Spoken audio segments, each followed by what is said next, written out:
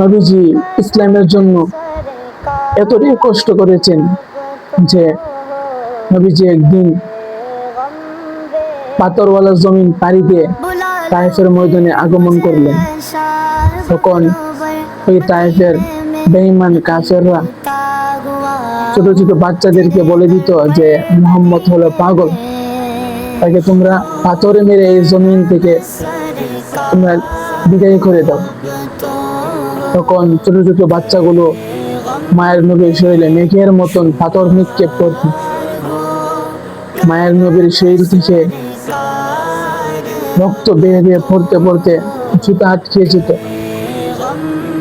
আল্লাহ তাআলা বলতো, জিবরাইল যাও নবীকে গিয়ে বলো, যদি নবীর অর্ডার দেয় তাহলে তায়েফের ময়দানটা তুমি উল্টে দেবে।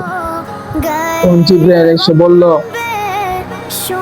নবীজি বলল, সাবধান, তায়েফের ময়দান যদি তুমি উল্টে দাও তাহলে আমি ইসলামের দাওয়াত কাদের কাছে পৌঁছাবো? আল্লাহ যে আমার উপর কোরআন নাযিল করেছেন, ওই কোরআনের বাণী আমি কাদের কাছে পৌঁছাবো? নবীজি তাদেরকে কোনোদিন বদ্ধ করেন নাই। আজ আমরা ইসলামকে মোচড় দিয়ে ভেঙে ফেলি। নবীজির আদর্শ আমরা মানতে চাই না, আদর্শ আমরা কায়েম করতে চাই না।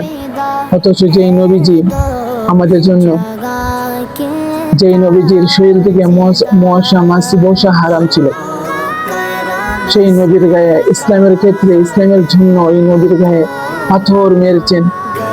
পাথর মেরে নবীকে জমিন থেকে বিদায় করে দেওয়ার জন্য চক্রান্ত করেছিলেন, কিন্তু তা পারেন না।